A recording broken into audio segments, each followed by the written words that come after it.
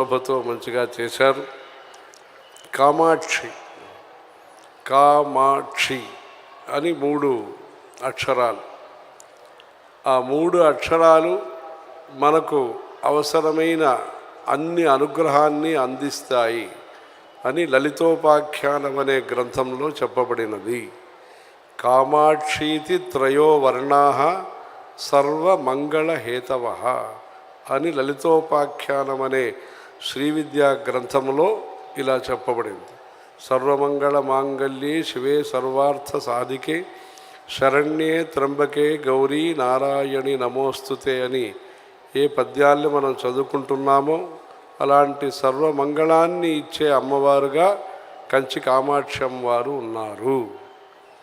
విశాలాక్షి అన్నపూర్ణే విశాలాక్షి అఖిల భువన సాక్షి అంటారు. అలా త్రిశక్తికి పూజలు చేస్తున్న కార్యక్రమంగా ఈరోజు ఈ కార్యక్రమాన్ని చేస్తున్నారు. యాదృచ్ఛికంగా వీరు తెలిసి చేశారో లేదు తెలియకుండానే చేశారో ఈరోజు ఈ సమయం అనేది ఈ రాత్రిపూట అనేది మఖా నక్షత్రం తరువాత కార్తీక మాసంలో ఈ పుబ్బా నక్షత్రంలో కంచి కామాక్షి అమ్మవారు దర్శనం ఆవిర్భావం ప్రకటనం లోకానికి దర్శనమిచ్చిన రోజు ఈరోజు ఈ సమయం.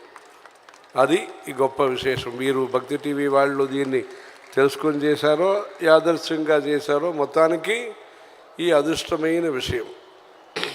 కంచిలో 5 కామాక్షి అమ్మవారు. ఒకటి బిలాకాశ కామాక్షి అని పేరు. గర్భగుడిలో 5-6 ద్వారములు ఉన్నాయి.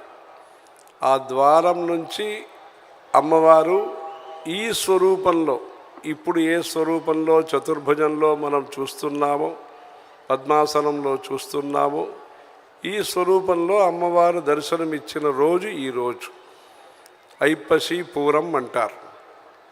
ఈరోజు సంవత్సరంలో ఈ ఒక్క రోజే ఆ బిలాకాశంలో అమ్మవారికి పాలు అభిషేకం అనేది జరుగుతుంది.